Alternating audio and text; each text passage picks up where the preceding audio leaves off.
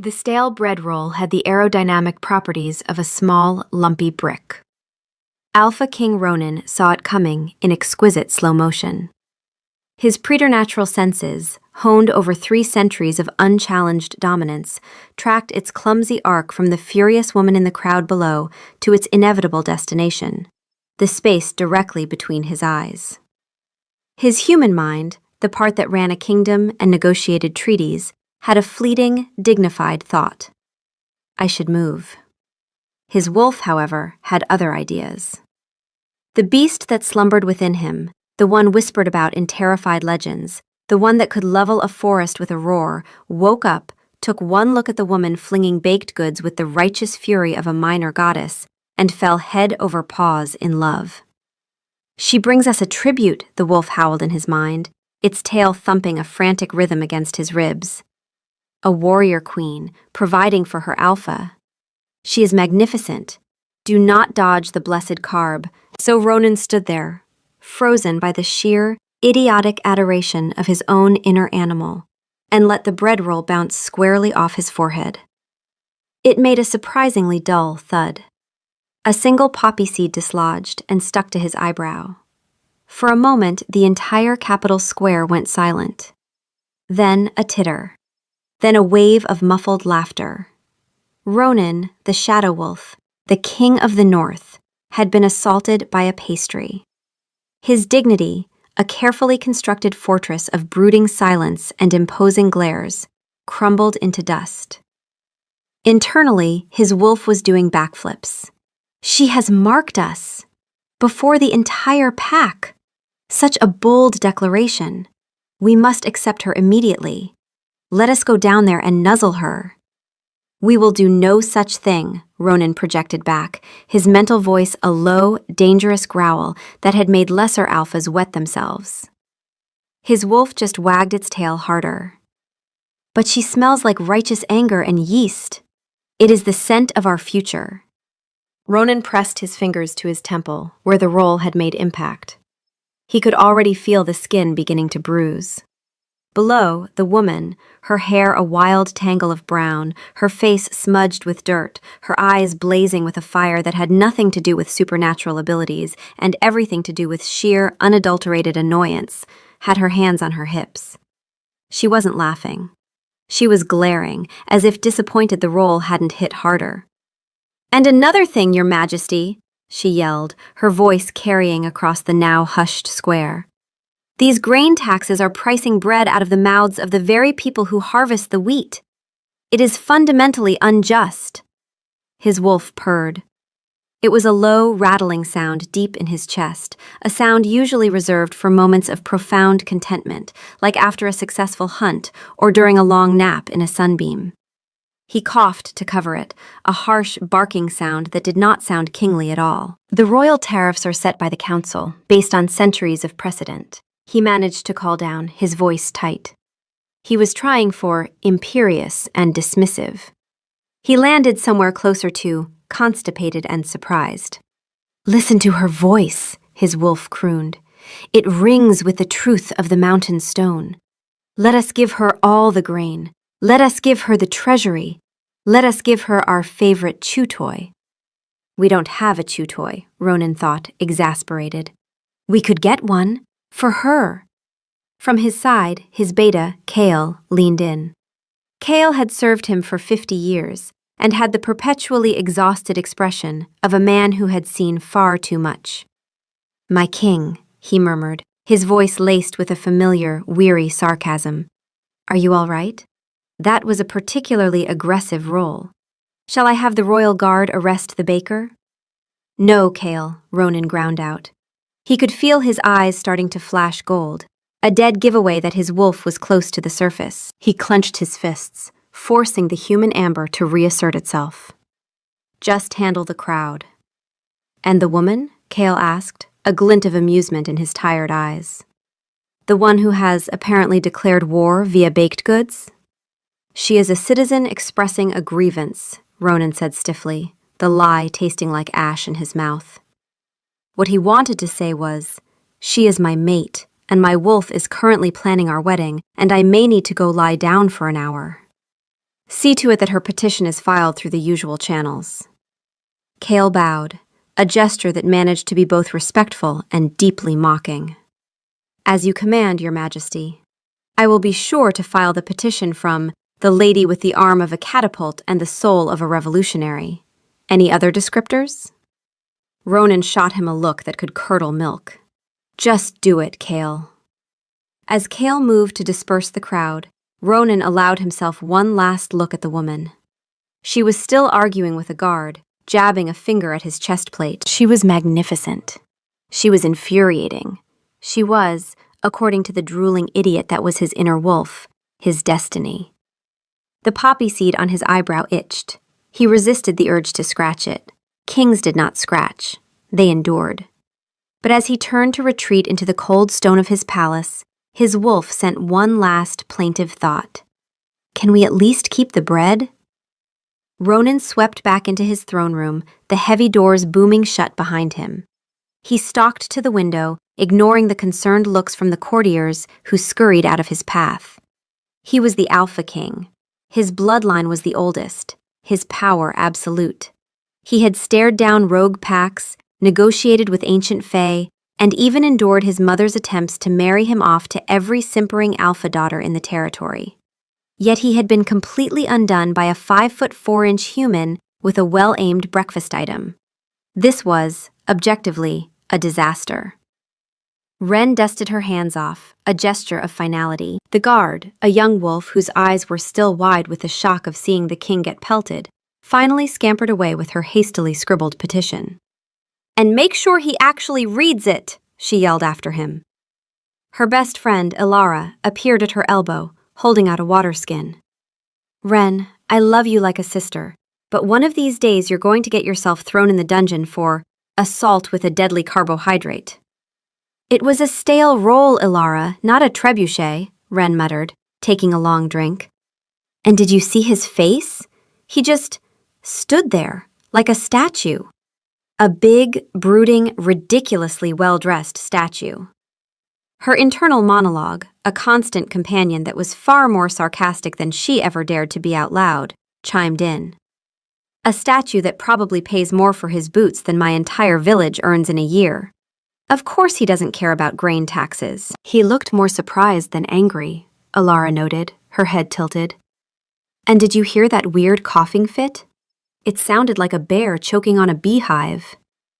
"Probably choked on his own self-importance," Wren grumbled, scanning the dissipating crowd. Most people were scurrying away, not wanting to be associated with the woman who'd attacked the king. A few gave her furtive, approving nods. It was enough. It had to be.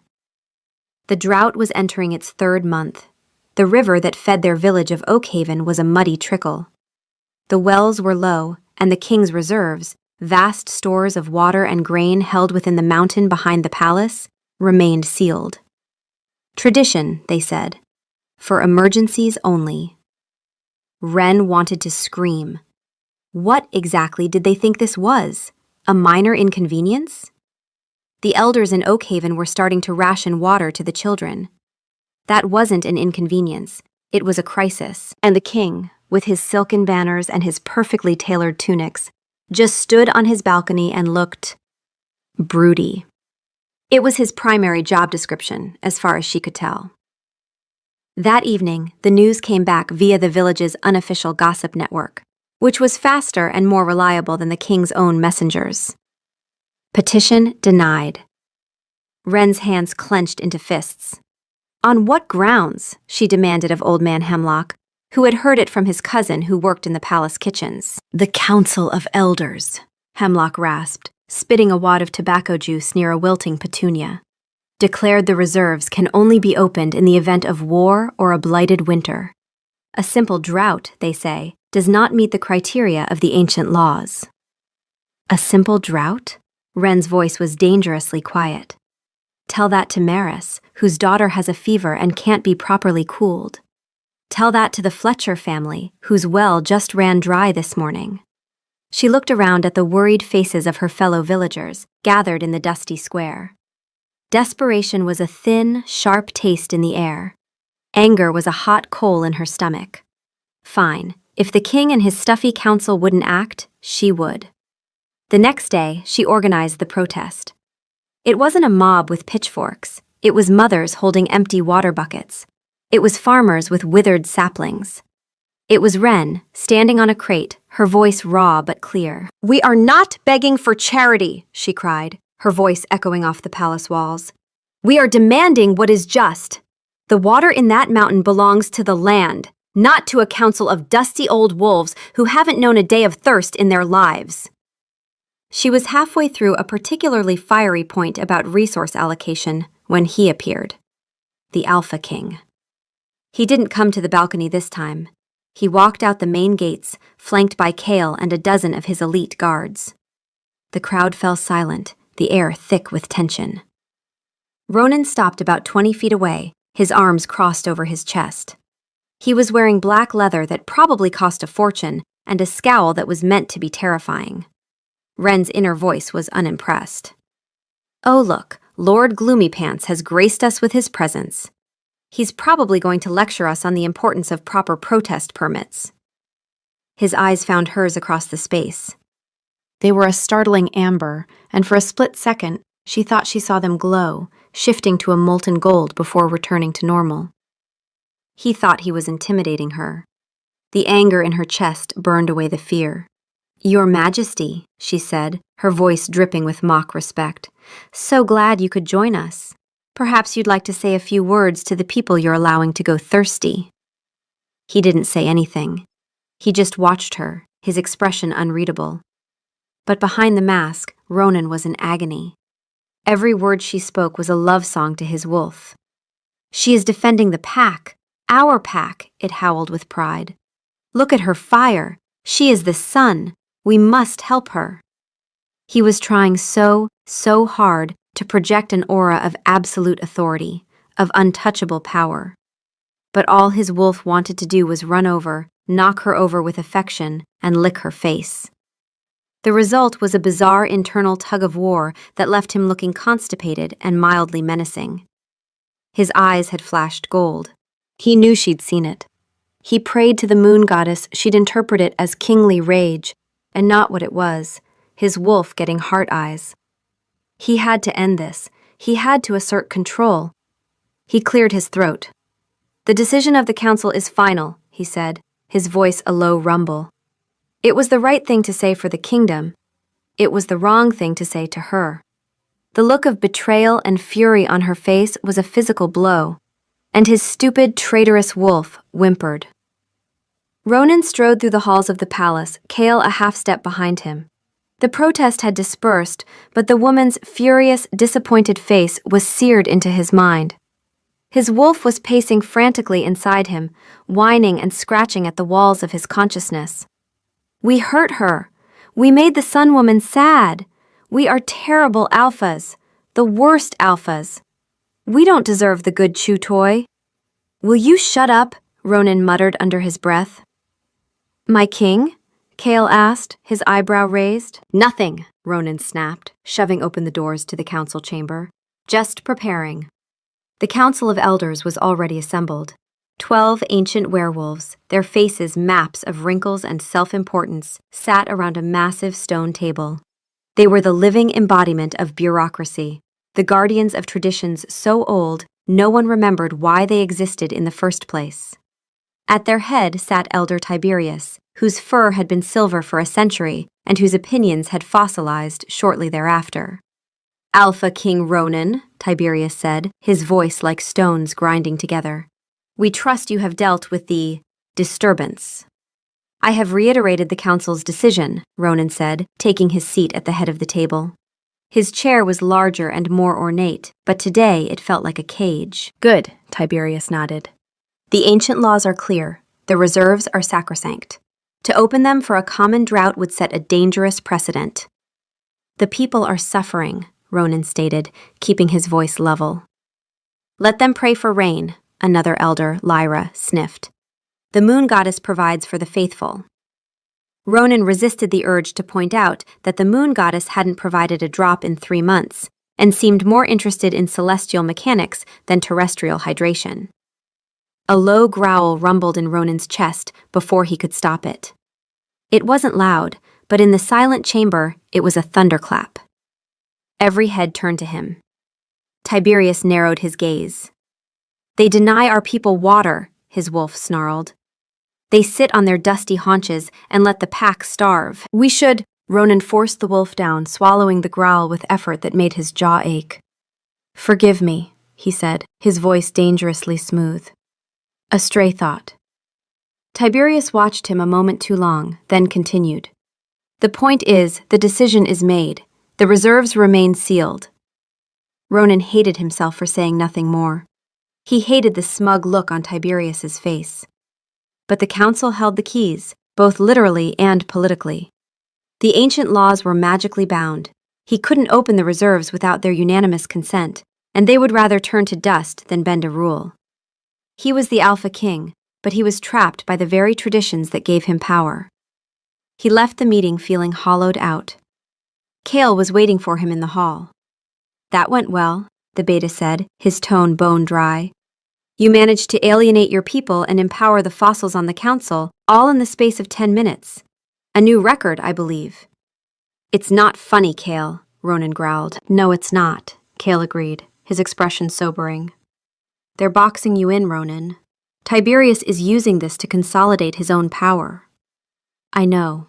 Ronan ran a hand through his hair. "And that woman, Ren, she thinks I'm a tyrant." "Well," Kale said, choosing his words carefully, "from her perspective, you did just stand there looking menacing while telling her entire village to go dehydrate. The optics aren't great." Ronan's wolf whimpered again, a pathetic sound. "She thinks we are a monster." Ronan's own heart twisted. He had a reputation to uphold, a kingdom to run, a council to manage. But all he could think about was the fire in her eyes, and how he had been the one to extinguish it.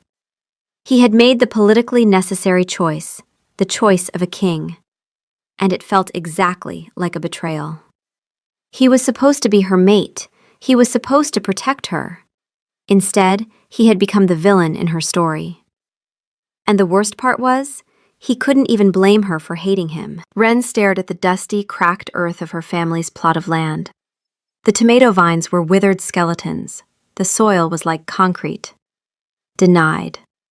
The word echoed in her head, a dull, throbbing drumbeat of failure. She had faced down the Alpha King, and she had lost. Oakhaven was on its own.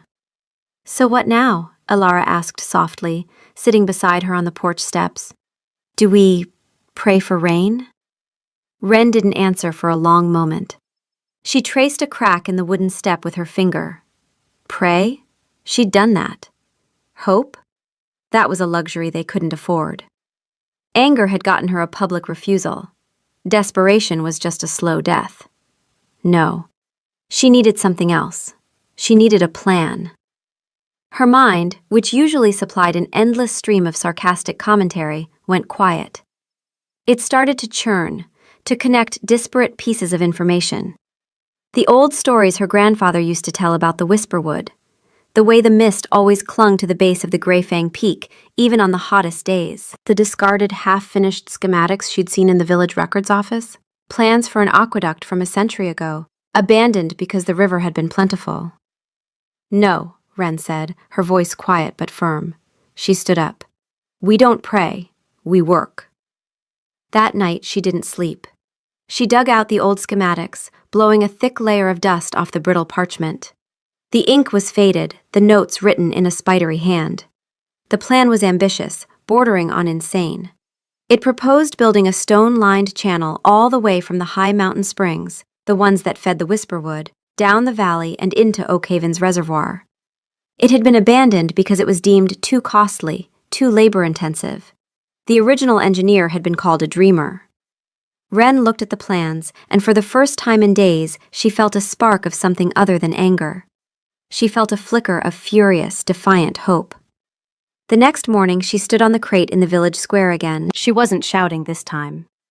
She held up the old parchment. "The king won't help us," she said, her voice carrying in the still morning air. "The council won't help us. So we will help ourselves." There is water in the Grey Fang Mountains, enough for all of us. The old plans show us how to get it. She laid out the schematics on the ground. It will be hard work. It will be backbreaking. It might not even work. But I would rather die with a shovel in my hand trying to save us than die of thirst waiting for a king to notice we exist. Silence. The villagers looked at each other, at the plans, at Wren's determined face. It was a crazy idea. It was impossible. Then the blacksmith, a man-mountain named Torvin, stepped forward. He picked up a spare shovel leaning against a wall. "My grandfather worked on the first attempt," he said, his voice a low rumble. "He said it was the proudest he'd ever been. I'll not let his work be for nothing." That was all it took. One by one, others stepped forward. Farmers, weavers, carpenters, mothers. They grabbed shovels, picks, buckets. Elara grinned, grabbing a pickaxe that was almost as big as she was. "You're going to build a river? By yourself?" she'd asked yesterday. Now she looked at Wren and said, "All right, let's go build a river." The work was brutal. The sun beat down on them. The ground was rocky and unforgiving. They started at the base of the mountain, clearing the path, digging the initial trench. Wren worked harder than anyone. She dug until her hands were raw and blistered, then wrapped them in rags and kept digging. She hauled rocks until her muscles screamed in protest. She was fueled by a cold, hard rage and the image of Maris's sick daughter. Every shovelful of dirt was an act of defiance. Every rock she moved was a vote of no confidence in the Alpha King. She wasn't just building an aqueduct. She was building a monument to his failure. Days blurred into a cycle of sweat, dirt, and aching limbs. But the trench grew. Slowly, painstakingly, it snaked its way down the valley. They were doing it. They were actually doing it. And Wren, covered in mud, her hair matted with sweat, her body aching in places she didn't know could ache, had never felt more alive. Ronan's royal engineers were in a state of quiet panic. The chief engineer, a portly wolf named Master Valerius, stood before the king's tactical map, his face pale. "Your Majesty," he stammered, pointing a trembling finger at a spot miles outside the capital. It's remarkable." "What is remarkable, Valerius?" Ronan asked, not looking up from the trade agreement he was reviewing. His wolf had been sulking for 3 days, refusing to do anything but project feelings of deep melancholy and occasionally replay the bread-throwing incident like a cherished memory. "The Oakhaven Project," Valerius said, "the civilian-led water diversion initiative." Ronan looked up. "You mean the ditch the woman is digging?" "It's not a ditch, Your Majesty," Valerius squeaked, offended on behalf of his craft. "It's a gravity-fed aqueduct, and the gradient it's perfect. The structural bracings they're improvising with local timber are surprisingly sound. The projected flow rate, it's actually viable. It's brilliant. It shames my last 3 municipal projects." Ronan stood and walked to the map. He looked at the line the engineer had drawn, showing the progress of Wren's project. It was a long, determined scar on the landscape, heading directly for the mountain spring. She was actually doing it. His wolf, which had been metaphorically lying in a dark room listening to sad music, sat up. "Our mate is a genius," it declared, its mood swinging from despair to adoration in a nanosecond. "An engineering prodigy. Of course she is. She will build us a glorious den." "She is going to kill herself," Ronan said, his voice flat. The reports he'd been getting from his scouts were clinical.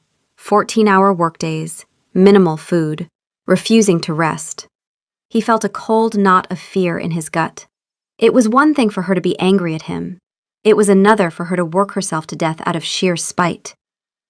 "The project is sound," Cale observed, stepping into the room. "The morale in Oakhaven is the highest it's been in a decade.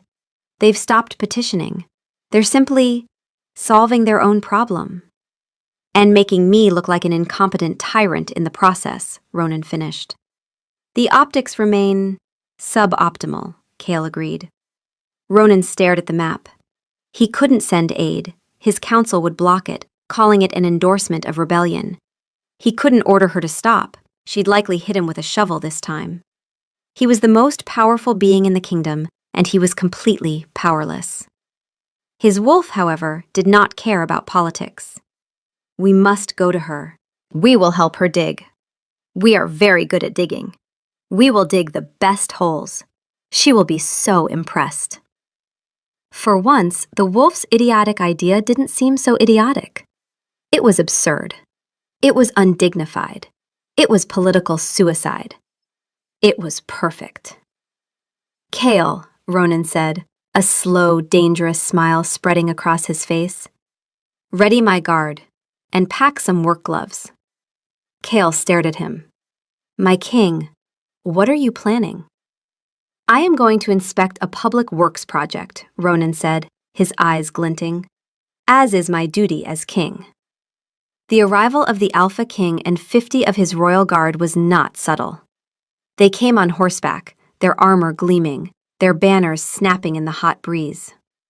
They looked less like a construction crew and more like an invading army.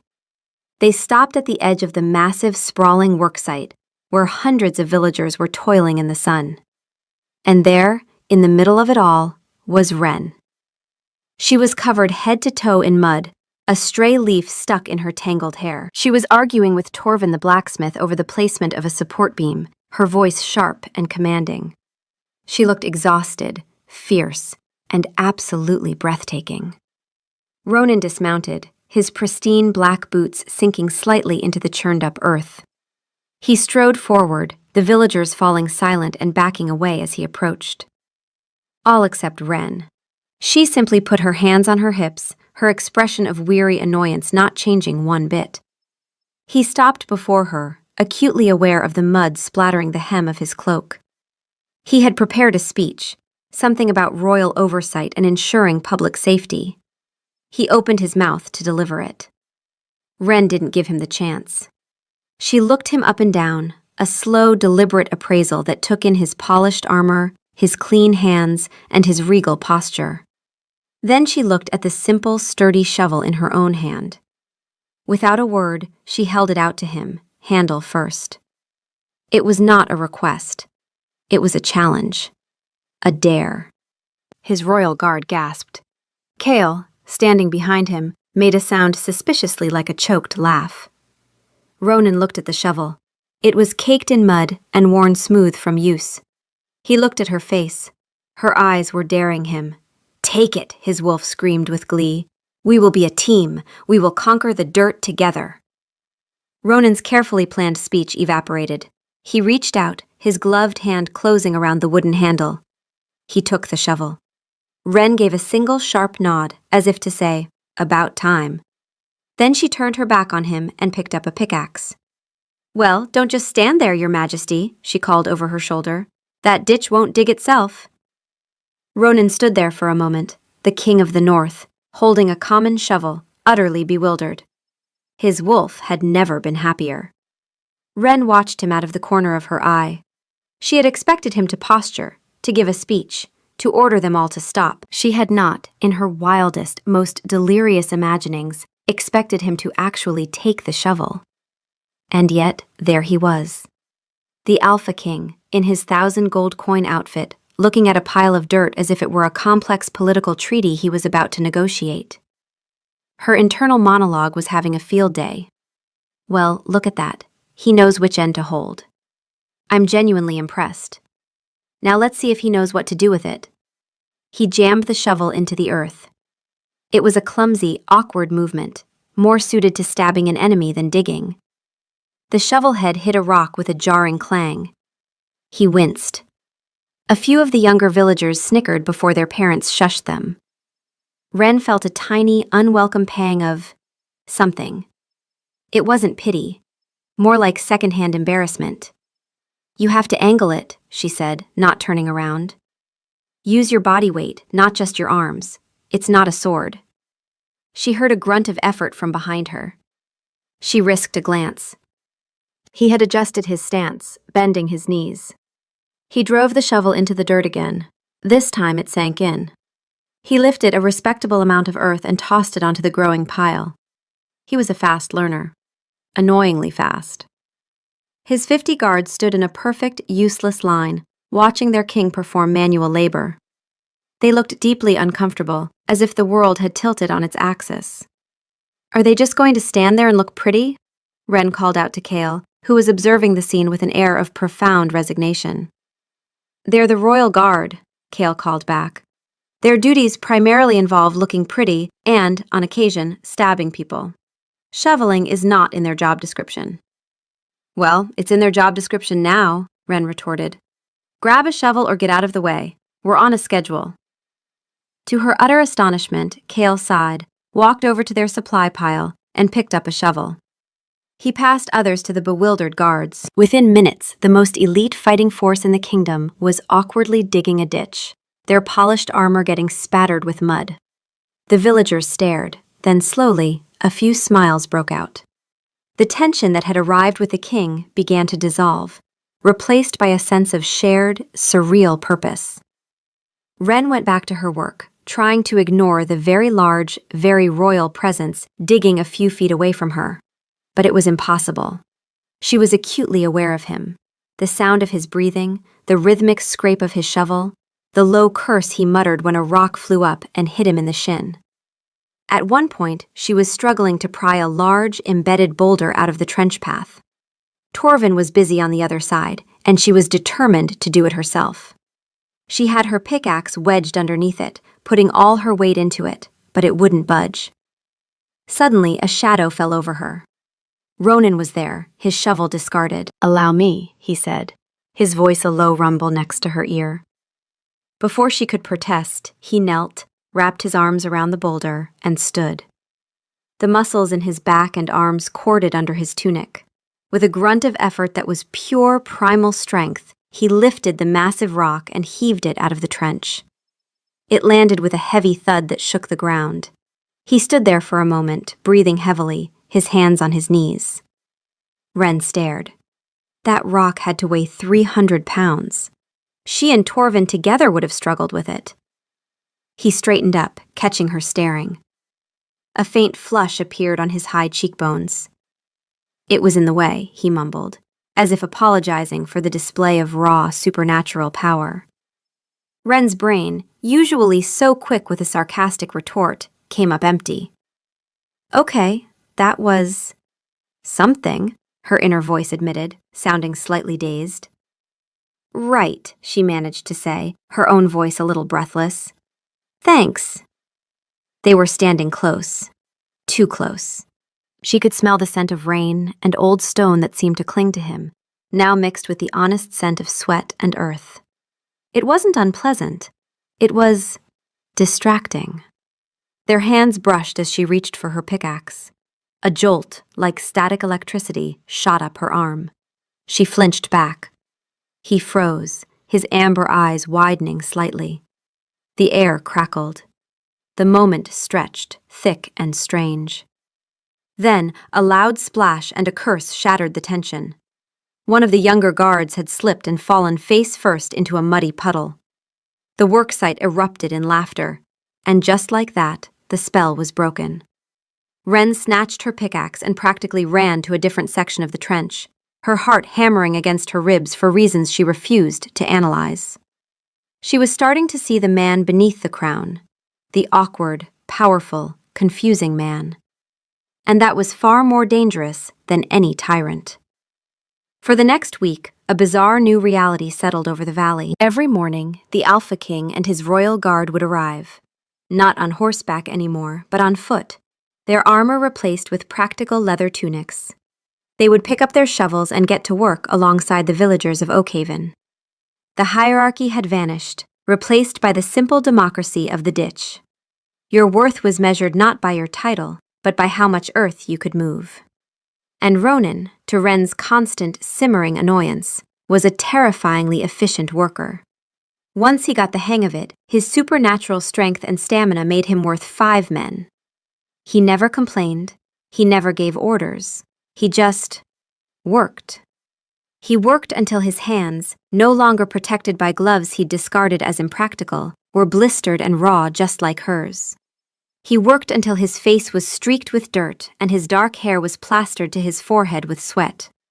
He looked less like a king and more like a farmer. A very, very large and intense farmer.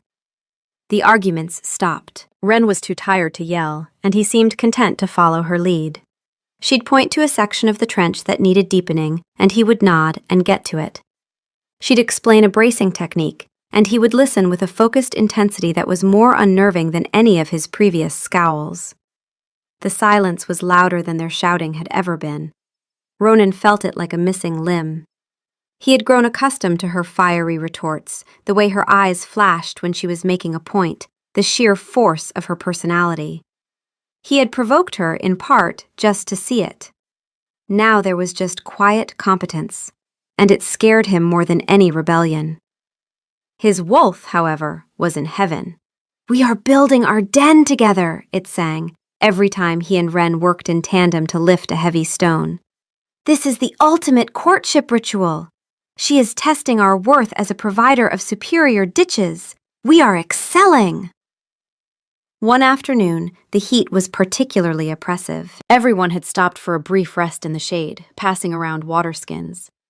Wren was sitting on a rock, sketching a modification to the sluice gate design on a piece of slate. Ronan approached her cautiously, holding out a water skin. "You haven't had anything to drink in hours," he said. His voice was rough, tired. She looked up, surprised. She hadn't even realized he was there. She took the water skin, her fingers brushing his. That same jolt. This time, neither of them pulled away immediately. His eyes held hers. They weren't kingly or intimidating. They were just tired. And worried about her. "Thank you," she said, her voice softer than she intended. She took a long drink, the cool water a blessing on her parched throat. He sat down on the rock next to her, not too close, but not far away either. They sat in silence for a minute, watching the others. The villagers were mingling with the guards, sharing jokes. Torvin was showing a guard how to properly sharpen a shovel head. It was a scene she never could have imagined. "They don't hate you anymore," Wren observed quietly. Ronan looked out at the mingled group. "No," he said. "Now they just think their king is an eccentric ditch digger." "There are worse things for a king to be," she said, and she meant it. She glanced at him. A genuine, tired smile touched her lips. It wasn't a triumphant smirk or a sarcastic grin. It was small and real, and it lit up her whole face. "We're actually going to do this," she said, a note of wonder in her own voice. "We're going to make it work." For Ronan, that small, genuine smile was a cataclysm. It was more powerful than a declaration of war, more stunning than a solar eclipse. It was the sun breaking through the clouds after a long winter. It was a promise. It was everything. His human mind short-circuited. His carefully constructed control, built over centuries, didn't just crack. It fractured into a million pieces. And the wolf, the great, ancient, lovesick beast within him, could not be contained for 1 second longer. A sound ripped from his throat, a sound he had no power to stop. It wasn't a word. It was a howl. A loud, clear, ringing howl of pure, unadulterated joy and adoration. It echoed off the mountainside, rolled down the valley, and carried across the plains. Every head at the worksite snapped toward him. Birds burst from the trees. In the distance, a dog barked in reply. The howl faded, leaving a ringing, profound silence in its wake. Wren was staring at him, her eyes wide with shock, her smile frozen on her face. Ronan's face, already flushed from the heat, turned a shade of crimson that was truly spectacular. He had just howled, like a dog, like a lovesick puppy, in front of his entire royal guard and the woman he was desperately trying to impress by pretending to be a normal, functional person. Kale, who had been enjoying a rare moment of peace, slowly and deliberately put his face in his hands. Ronan wanted the earth to open up and swallow him whole. His wolf, entirely unrepentant, simply thought, "Finally, now she knows we are serious." The howl, as it immediately became known, was the single most scandalous and talked about event in the kingdom's recent history. The pack's gossip network, a terrifyingly efficient entity that operated with the speed of thought and the accuracy of a drunken bard, went into overdrive. By nightfall, every wolf, from the highest-born alpha to the lowliest omega stablehand, knew that the Alpha King had howled at a human commoner in the middle of the day. Interpretations varied wildly. Some said it was a declaration of war. Some said it was a sign of madness. The Romantics, a small but vocal minority, whispered that it was a howl of mating, a sound not heard in the kingdom for 100 years. Wren just thought he was having some sort of breakdown. After the howl, Ronan had mumbled something about a sudden coughing fit of the wolf variety, and had practically fled the scene, his guards scrambling to follow him, their faces a mixture of horror and confusion. Kale had simply given Wren a look that conveyed a universe of apology and exhaustion before trailing after his king. Now, the worksite was buzzing. People kept giving Wren strange, speculative looks. Ilara cornered her by the water barrels. "Okay," she said, her eyes wide. "I'm going to need you to explain what that was. Do Alpha Kings normally howl at people? Is that a thing? Because it felt significant." "He said it was a cough," Wren said, a little too quickly. "A very loud, very weird, very wolfy cough." "It wasn't a cough," her inner voice said, sounding unnerved for the first time. "That was the sound of a man losing his entire mind over you. This has gone from civic project to deeply weird romantic drama, and you are not equipped for this." She wasn't. She was good at logistics, at anger, at getting things done. She was not good at whatever this was. The howl had rattled something deep inside her, a place she kept locked away. It was a sound of such raw, unguarded emotion. It was terrifying. But what terrified her more was the part of her that had responded to it. The part that had felt the howl vibrate through her chest and settle somewhere warm and inconvenient. The part that had looked at the Alpha King's mortified face and thought, not, "What a lunatic," but, "Oh no, he means it." She couldn't afford to mean it back. She was Wren. She dug ditches and yelled at kings and solved problems with her hands. She didn't fall for people.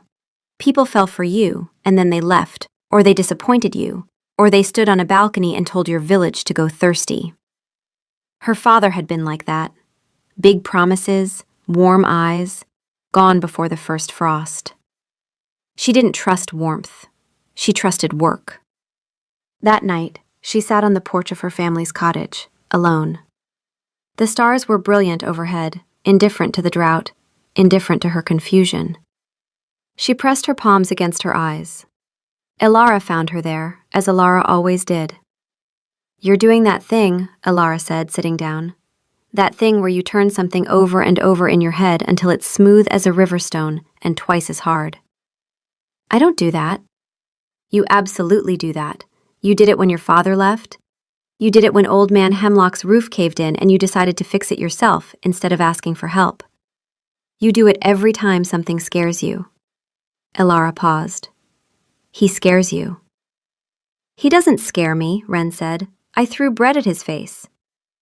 "That's not the kind of scary I mean, and you know it." Silence. The crickets sang their dry, rasping song. "He's the king, Ilara," Wren said, and her voice was small in a way she hated. "He stood on that balcony and said no. He watched our wells go dry and he said the decision of the council is final. And now he shows up with a shovel and lifts boulders and looks at me like..." She swallowed. "Like I matter. And I can't afford to believe it. Because when this is done, when the aqueduct is finished and the crisis is over, he goes back to his palace and I go back to my dirt plot. And I'll have let myself hope. And hope is just a fancy word for setting yourself up to be devastated." Ilara was quiet for a long time. Then she said, "Or maybe hope is a fancy word for being brave enough to want something." Wren didn't answer. But she didn't sleep that night either, and the thing she turned over and over in her head wasn't smooth at all. It was jagged and complicated, and it had amber eyes.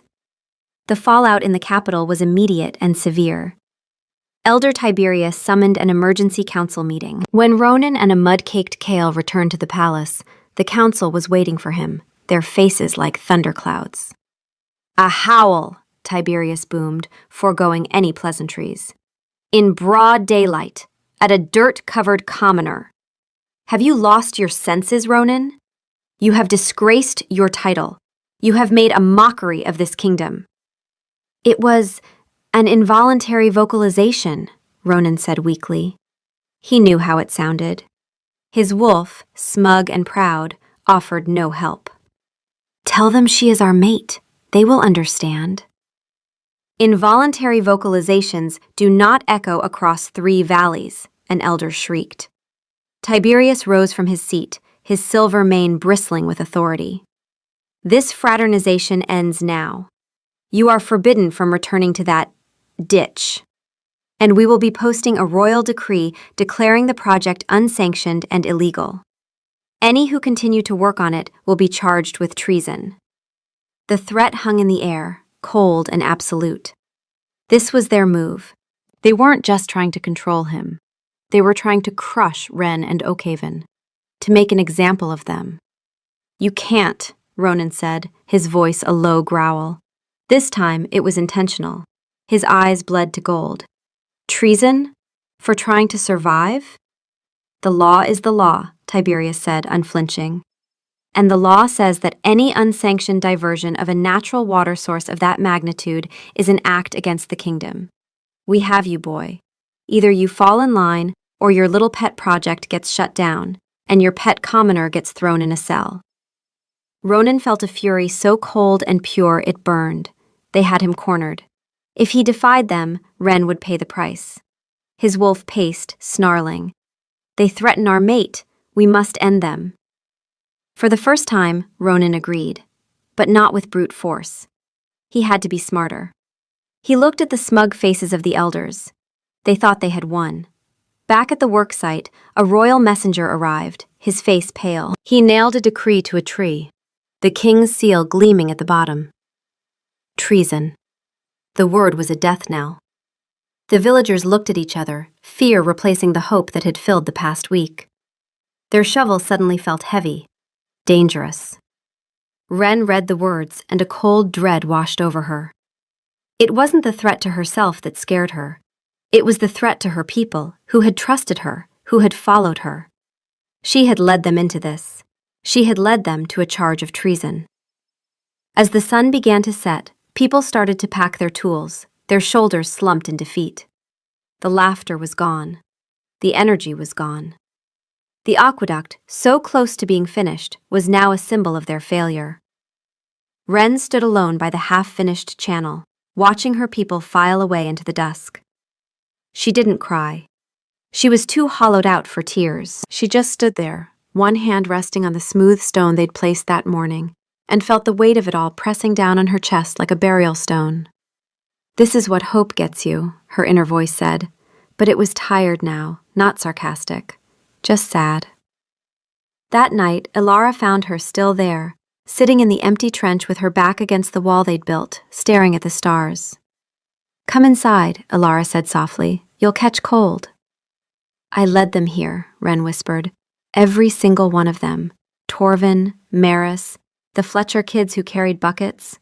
I stood on a crate and told them I'd save them, and instead, I've made them criminals." "You gave them something to believe in." "Belief doesn't hold up in a dungeon, Ilara." Ilara sat down in the trench beside her. For a while they just sat in the dirt, 2 women in the dark. "What will you do?" Ilara asked finally. Wren shook her head. "I don't know," she paused. "But I know what I won't do. I won't let them be punished for my fight." The next morning, the worksite was silent and empty. The half-finished aqueduct looked like a wound in the earth. The royal decree, stark and official, fluttered in the breeze. Wren arrived at dawn, alone, her jaw set. If the treason charge fell, it would fall on her and her alone. She would not drag another soul into this. She picked up her shovel and started to dig. And then she heard it. The scrape of another shovel against rock. Her head snapped up. There, further down the trench, barely visible in the gray light, was Ronan. He was back in his simple leather tunic, his sleeves rolled up, digging with a slow, steady rhythm. He looked like he hadn't slept. His face was drawn, his jaw clenched, and his eyes had a bruised, haunted quality that had nothing to do with physical exhaustion. He was defying his own counsel. He was committing treason. She approached him slowly. He didn't stop digging until she was standing right beside him. He finally looked up, his face grim. "What are you doing?" she whispered. "They'll throw you in your own dungeon." "Let them try," he said, his voice rough. He leaned on his shovel. "I will not let them starve you. I will not let them punish you for my failure. I will finish this myself if I have to." His wolf, for once, said nothing. It just sat inside him, quiet and certain, watching Ren's face with an ancient, patient stillness. No jokes, no backflips, just a low, steady thrum that said, "This is where we belong." Ronan looked so utterly alone, so burdened. The weight of a kingdom on his shoulders, and he was here, in a ditch, for her people. Ren felt the walls she'd built, the ones she'd reinforced last night in the dark, the ones she'd been building since her father walked out the door when she was 9, shake. Not crumble, not yet, but shake. And she let them. "You'll need help," she said softly. She walked to the tool pile where her own shovel lay abandoned. She picked it up. "It's my ditch after all. My ditch, my rules. And the first rule is, we finish what we start." He stared at her, a flicker of disbelief in his eyes. A slow, tired smile touched his lips. It was the first time she had ever seen him smile without it being followed by a mortifying howl. "Your ditch, your rules," he agreed. Just then another figure appeared. It was Kale, holding a shovel. "If the king is committing treason, it's my job to be there to offer tactical advice," he said wryly. "And to tell him he's an idiot." Then another, Torvin the blacksmith, his face set like granite. Then Alara, then Maris. One by one, the people of Oakhaven emerged from the trees. They had seen their king defy the council for them, and they would not let him do it alone. They picked up their tools, the fear in their eyes replaced by a grim determination. They stood with Ren. They stood with their king. Work resumed, faster and more furious than ever before. It was no longer a protest. It was a revolution. They worked through the day and into the night, their way lit by torches. They were racing against the inevitable arrival of the council's enforcers. The air was electric with purpose and dread. But the mountain itself had other ideas. It happened near midnight. They were laying the final section of the channel near the mountain's base, where the old spring emerged from the rock face. The ground here was different, softer, saturated from the underground water table. Ren had noted the instability, but they'd shored it up with timber bracings. It should have held. It didn't. The collapse was sudden and thunderous.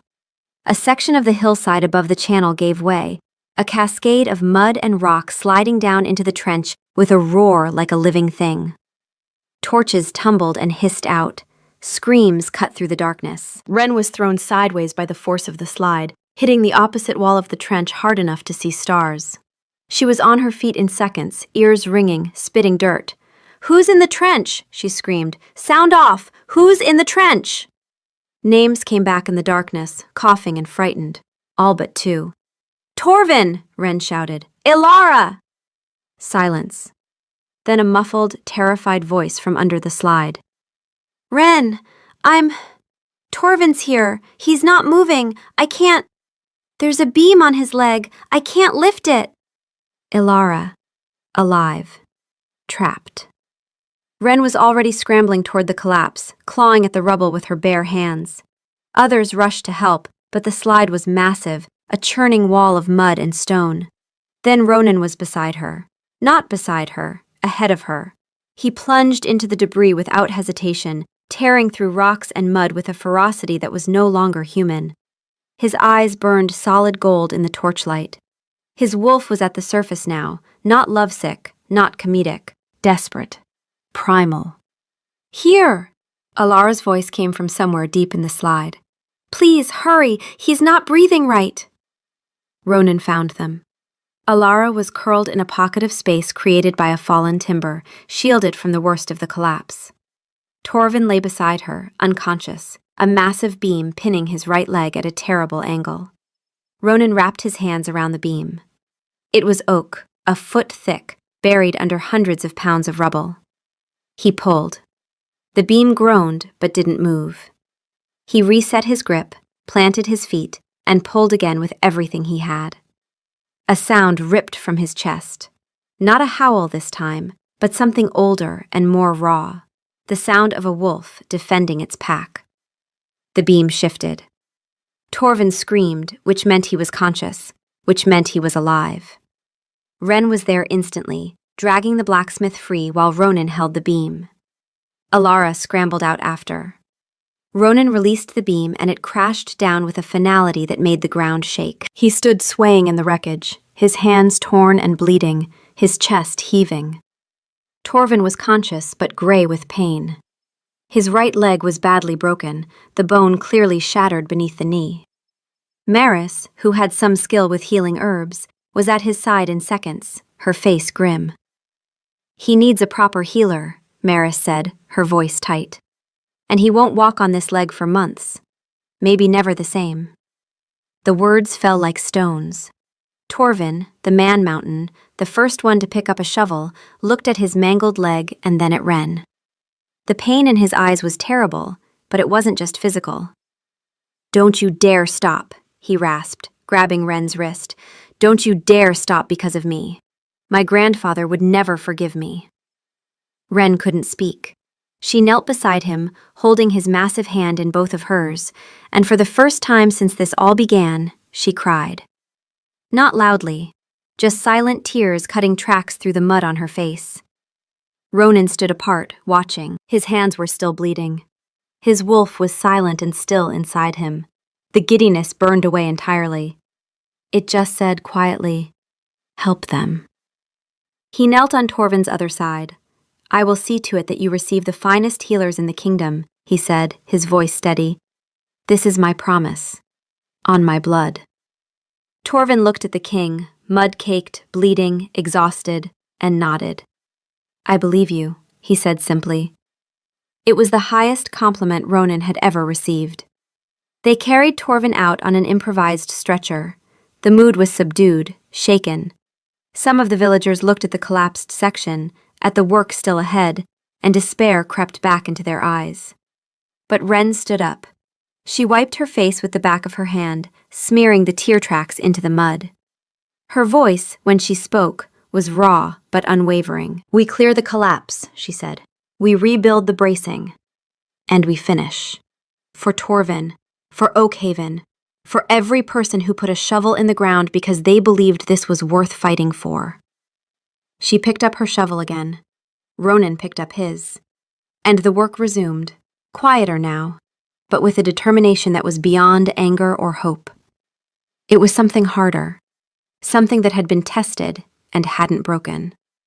By the time dawn painted the sky in streaks of pale gold, they had cleared the collapse and reinforced the damaged section with double the bracing. They had also finished the final stretch of the channel. The last stones were being laid into the sluice gate when the lookout's shout pierced the morning air. "Riders! 12 of them! And they're not the royal guard." Tiberius.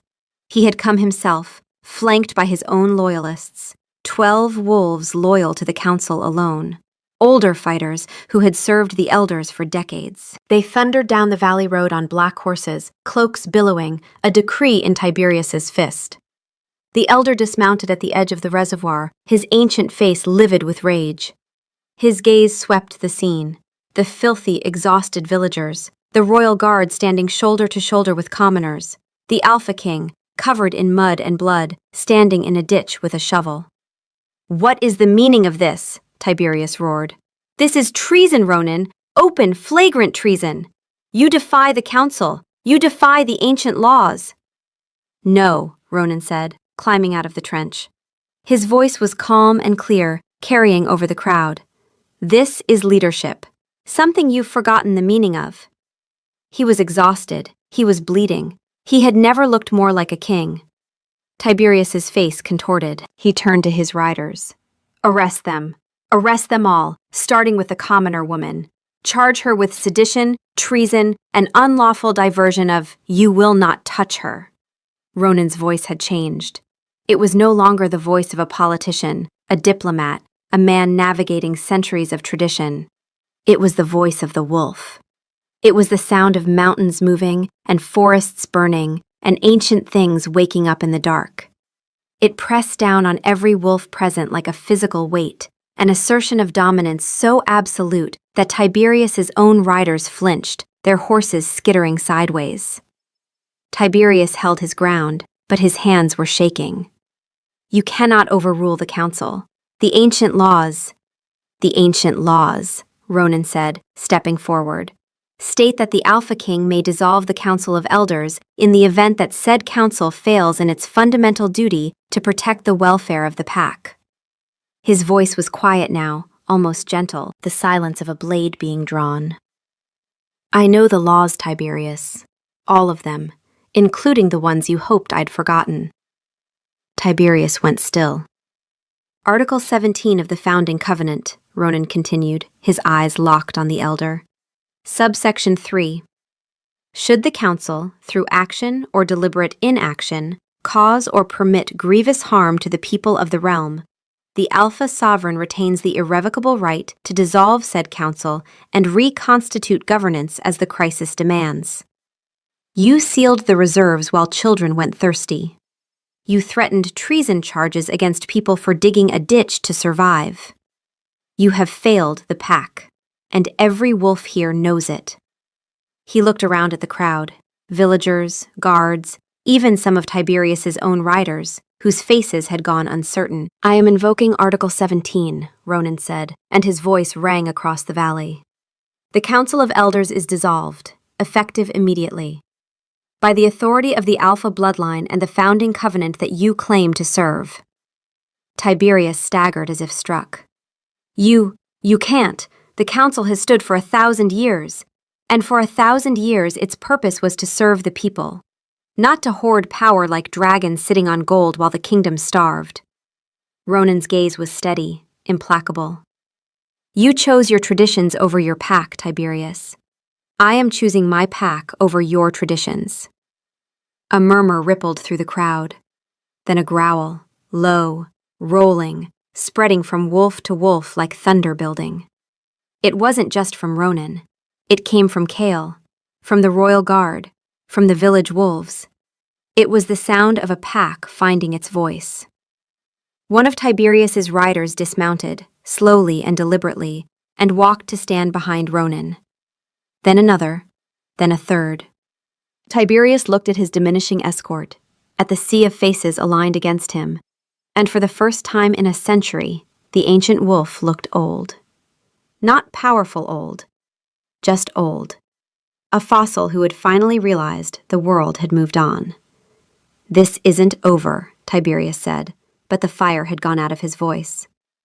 "Yes," Ronan said quietly, "it is." The old wolf turned his horse and rode away.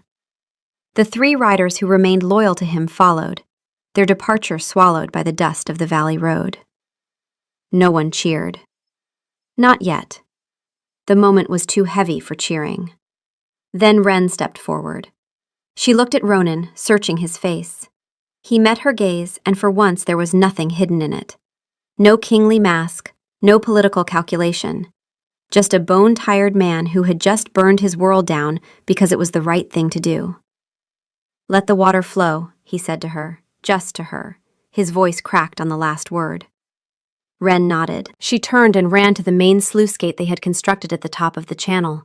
Her hands were shaking, from exhaustion, from adrenaline, from something she still couldn't name.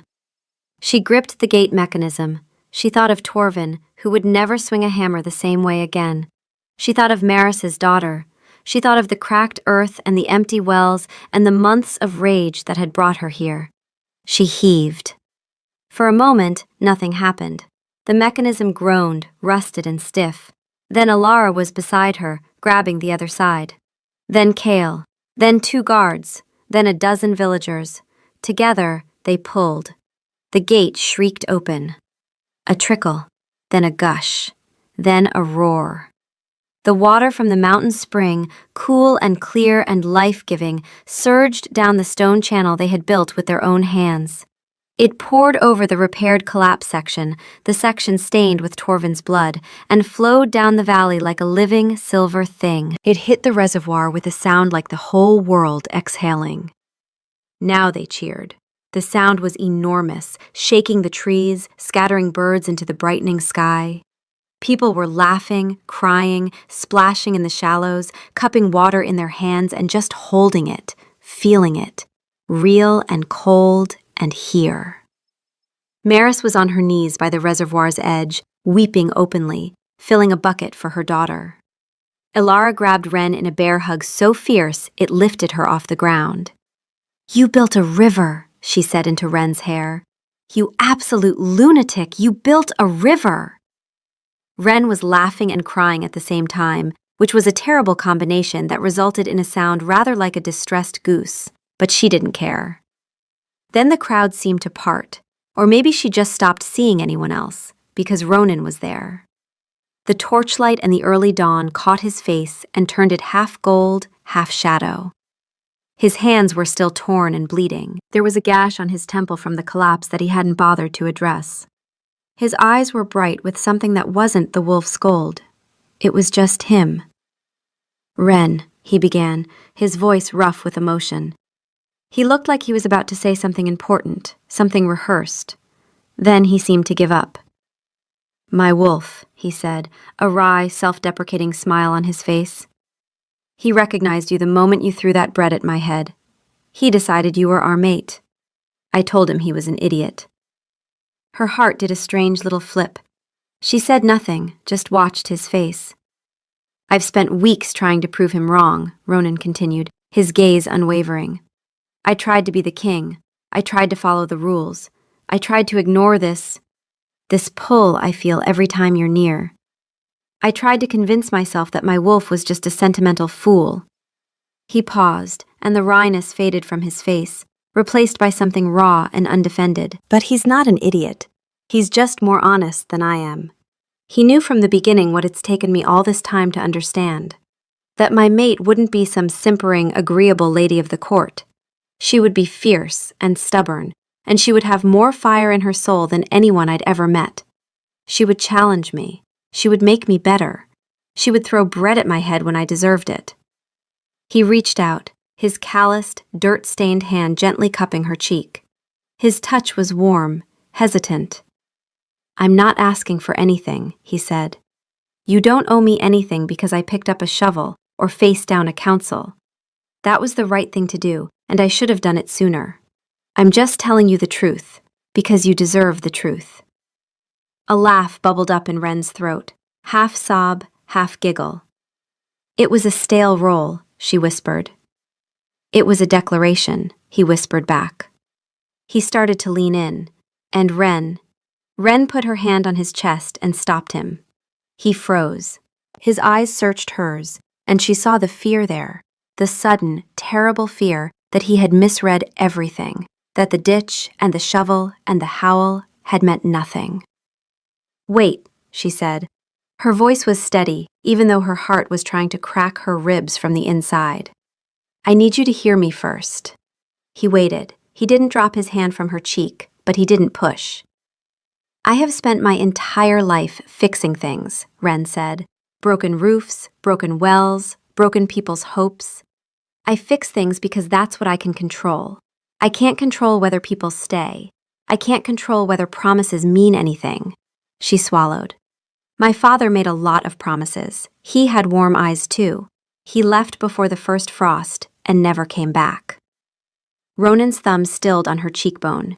His expression shifted, not pity, not guilt, something deeper, recognition. "I am terrified of you," Ren said, and the admission cost her more than any bread roll, more than any speech from a crate.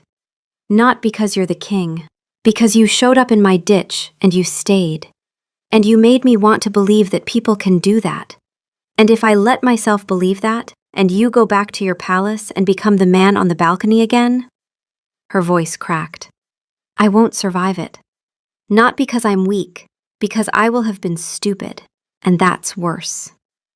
The silence between them was the most honest thing either of them had ever shared. Ronan took a breath. Then, slowly, deliberately, he removed his hand from her face. He took a step back, and he knelt. Not a courtly kneel, not a graceful genuflection. He knelt in the mud, his ruined hands on his thighs, and looked up at her. The Alpha King, on his knees, in front of everyone. I am not your father, he said. His voice was raw, stripped of everything except truth. I am a man who stood on a balcony and failed you. And I will carry that for the rest of my life. I don't have a perfect record. I have a bread-shaped bruise, and a council I just dissolved, and a wolf who composes sonnets about the way you hold a shovel. A wet laugh escaped her. But I am not going back to the balcony. If I have to sleep in this ditch for the rest of my days to prove it, I will. This is not a promise that I'll be perfect. It is a promise that I will stay. And if I ever forget what matters, you have my full permission to hit me with another bread roll. A fresh one if you like. I hear they're aerodynamically superior. Ren stared down at him. The king, in the mud, making terrible jokes with blood on his hands and hope in his eyes. Her walls didn't crumble. That wasn't how it worked, not for people like Ren. They loosened. They developed a door, and she, terrified and furious and full of a feeling she was only just allowing herself to name, opened it. She reached down, grabbed him by the front of his filthy tunic, and hauled him to his feet with a strength that surprised them both. Get up, she said. Kings don't kneel in ditches. This one does, he said. Apparently. She kissed him. It wasn't gentle or hesitant. It was the kiss of a woman who had made a decision and was going to commit to it with the same ferocity she brought to everything else. It was a little desperate and a lot muddy, and it tasted like dust and tears and the beginning of something that scared her half to death. Ronan made a sound against her mouth that was equal parts relief and disbelief. And then his arms were around her, pulling her close, and he was kissing her back with 3 centuries of loneliness and a wolf who was internally detonating with joy.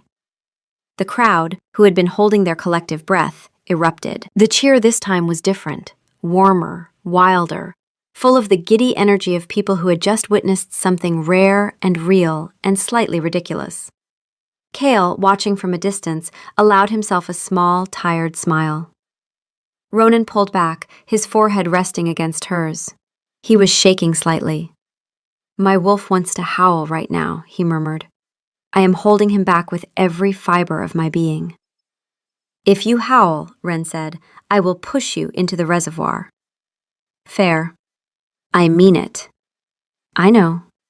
He kissed her again, softer this time, slower, and his wolf, in an unprecedented display of self-control, managed to express its joy as merely a very loud purr that vibrated through both of them.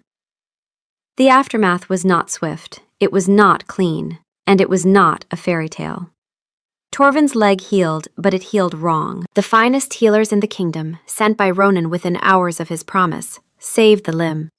But the blacksmith who had swung a hammer like a god would walk with a limp for the rest of his life. On the day he first stood again, leaning on a cane Alara had carved for him, he looked at the aqueduct and said, Worth it. But Ren saw the way his hand trembled on the cane, and she carried that weight quietly, a stone in her chest that never fully dissolved. The council's dissolution sent shockwaves through the kingdom. Not everyone was grateful. The old noble families, who had benefited from centuries of the elders' favoritism, pushed back. There were tense weeks of negotiation, threats, and one attempted coup so poorly planned that Kale described it as an insult to the very concept of treason. Ronan navigated it all with a patience Ren hadn't known he possessed. A new council was formed, comprised not of ancient, dusty nobles, but of practical, proven leaders from all the territories: blacksmiths, farmers, engineers. Torvin, seated with his bad leg propped on a cushion, was given a place of honor. And its head, appointed by the king, was Wren. "You can't be serious," she said when he told her, standing in the council chamber that still smelled of Tiberius's fossilized opinions. "I'm a dirt farmer who throws bread." "You're the woman who built a river because her king failed her," Ronan said. "I can't think of anyone better qualified to make sure a king never fails his people again." Her first act was to draft a new set of laws regarding the national reserves, ensuring that they would be used for the people, not hoarded as a political tool. Her second act was to completely overhaul the kingdom's tax code, a process so grueling and argument-filled that 3 scribes quit and 1 was found hiding in a supply closet. Ronan found that his duties as king now mostly involved sitting in on council meetings, where Wren would argue passionately about agricultural tariffs, while his wolf purred so loudly he had to pretend he had a persistent chest cold. Life was chaotic. Wren still had a sharp tongue and an unimpressed glare for anyone who spouted nonsense, which included Ronan on a fairly regular basis. Their arguments were legendary, passionate, loud, and deeply entertaining for the palace staff, who started placing bets on outcomes. But now, their arguments ended with them working side by side to solve the problem. And occasionally with Wren stealing a kiss mid-sentence, which Ronan considered an unfair debate tactic, but was not inclined to discourage. She still had bad days when the walls tried to rebuild themselves, when she'd go quiet and unreachable and dig in the palace garden until her hands were raw. Ronan learned to sit beside her on those days, not speaking, not fixing, just staying. His wolf would lie still inside him, a warm, patient presence. "We are here," it would say. "We are not going anywhere." And eventually, Wren would lean her shoulder against his, and the walls would loosen again. One evening, months later, they stood on the balcony where it had all begun. Oakhaven's aqueduct was a gleaming silver line in the distance, a permanent landmark. The kingdom was healing. Not healed, healing. There was a difference, and Wren, who fixed things for a living, understood that some things took time. "You know," Wren said, leaning against him as they watched the sunset, "I still think you're a little bit of an idiot." Ronan wrapped his arms around her, pulling her close. He nuzzled into her hair, inhaling the scent of righteous anger and yeast that he had come to love. "I know," he said, his voice content. "But I'm your idiot." His wolf, for once in perfect agreement with his human half, wagged its tail. "Our idiot," it corrected, purring loud enough to vibrate through them both. "And we have the best mate in the entire world. She built us a river. She is magnificent. We will never deserve her." For once, Ronan thought, I agree with you completely. And in the quiet of the evening, with the scars of their impossible victory written on the land and on their bodies, with a kingdom that was messy and imperfect and stubbornly, defiantly alive, it was more than enough.